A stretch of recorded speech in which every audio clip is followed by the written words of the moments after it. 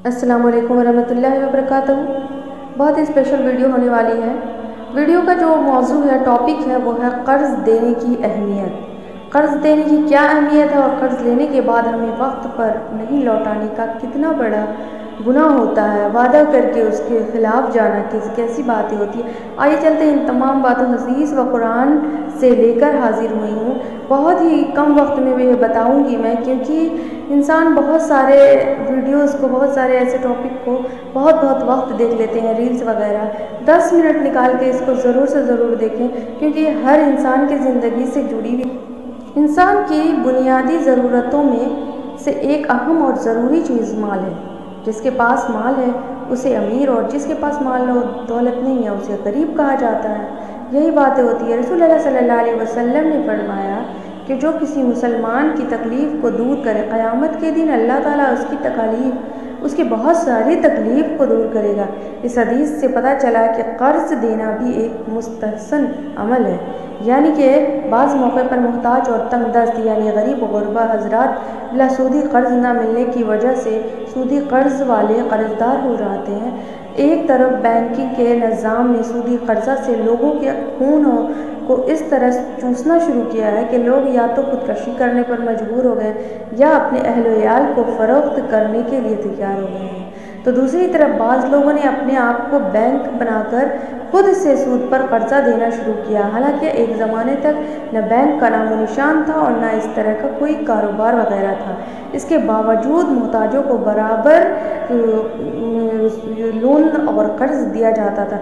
कर्ज़ देना कोई गुनाह नहीं है, कर्ज़ देना बहुत सवाब है, और कर्ज़ लेना भी कोई बहुत बड़ा गुनाह नहीं है। लेकिन कर्ज़ का क्या मसला है, यही बातें यहाँ पर बयान करूँगी।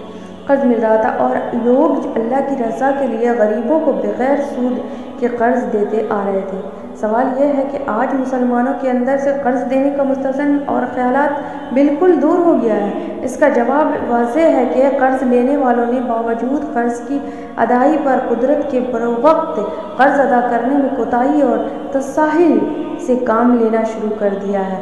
बहुत ज़्यादा कोताही कर दिया है।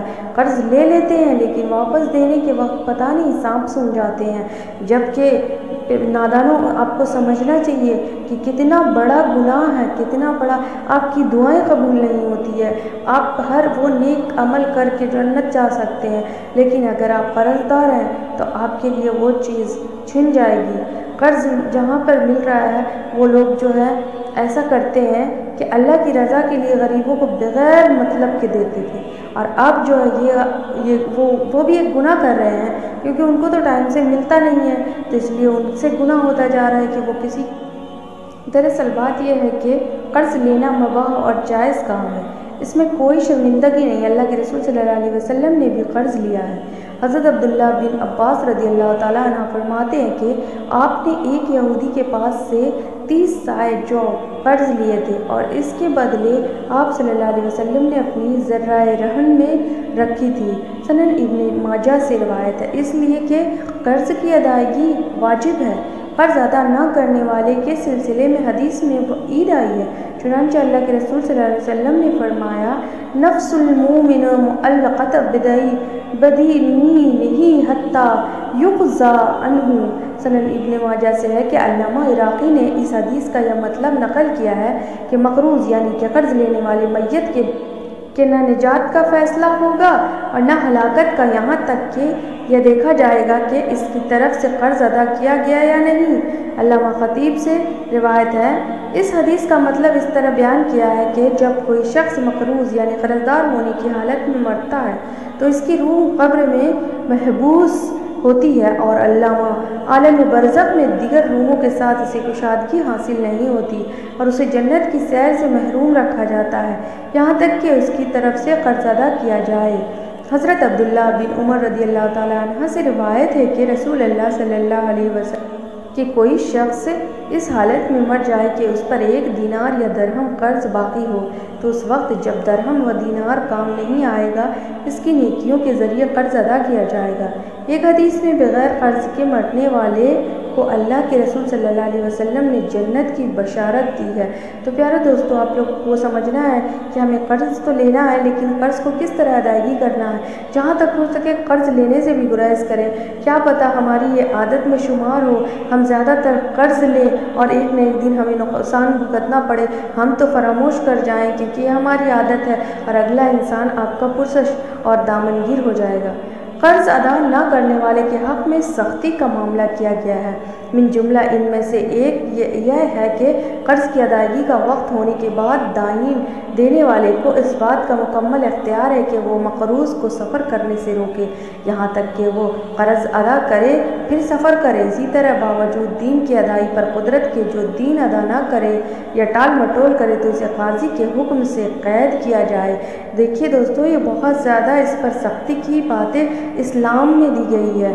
دیکھیے کہ قرض کی کتنی زیادہ اہمیت ہے، کتنی زیادہ اس پر فوکس کیا گیا۔ آج کے معاشرے میں قرض لے کر کے بڑے امیر لوگ کی بھی یہ ہیبٹس ہو گئی ہے، ان کی عادت ہو گئی ہے۔ اسلام میں جہاد جیسے اہم و عظیم کام کی فضیلت و اہمیت سے کسی کو انکار نہیں ہوتا ہے، لیکن قرض کی ادائیگی کو جہاد پر مقدم کیا گیا ہے، روکا گیا ہے، اس پر قدم اٹھایا گیا۔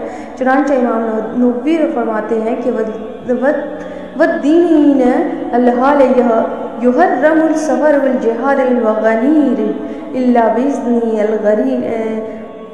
قرض دینے والے کی اجازت کے بغیر جہاد کی غرض سے سفر کرنا حرام ہے، اس لیے کہ رسول اللہ صلی اللہ علیہ وسلم نے فرمایا ہے سبیل اللہ یکفر کل شیء الا الدین، کہ اللہ کے راستے پر شہید ہونے والے کا ہر گناہ معاف ہو جاتا ہے سوائے قرض کے۔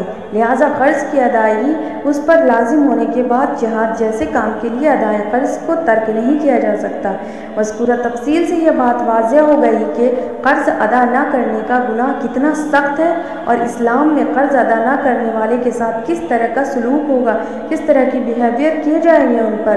اس لیے پیارے دوستو، کوئی بھی بھائی بہن اگر قرض لینے کی جو عادت ہے، قرض لینے کا جو رائج قائم کیا گیا ہے، اپنے دوستوں میں بھی شیئر کریں کہ قرض لے کر جو اس طرح سے فراموش کر جاتے ہیں، ہمارا اسلام دین اس کے لیے گوارا نہیں کرتا ہے۔ آپ کی کوئی آخرت میں کوئی جگہ نہ ہوگی اگر ہم قرض دار ہوں گے۔ سخت رویہ اختیار کیا گیا ہے، لہٰذا قرض لینے والے کو چاہیے کہ وعدے کے مطابق قرض کو ادا کرنے کی کوشش کریں تاکہ قرض دینے والے آئندہ بخوش قرض دے سکیں۔ یہ بھی بات، یہ دنیاوی بات، آج اگر سارے قرض لینے والے پوری ایمانداری و دیانتداری کے ساتھ قرض ادا کرنے لگے تو مالداروں کو بھی قرض دینے میں کوئی پریشانی نہ ہوگی اور سود جیسے بڑے گناہ سے حفاظت بھی ہوگی۔ البتہ قرض دینے والے کو یعنی کہ قرض دینا بہت ضروری ہے، ایسے نہیں ہے کہ ہم تمام امیر لوگ ہیں، لیکن قرض لینے والے کو اتنا احتیاط رکھنا چاہیے اور اگر دے تو بس قرض سے کام چلانا چاہیے۔ سود کا جو ایک ہے، سود جو ہے وہ حرام ہے، بیاج لینا دینا حرام ہے، تو یہ کام بھی مطلب ملتوی ہوتا جائے گا اور گناہ سے بچ جائیں گے۔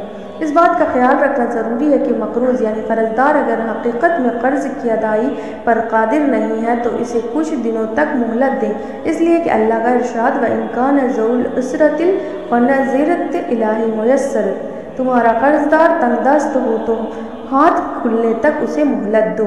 جزاک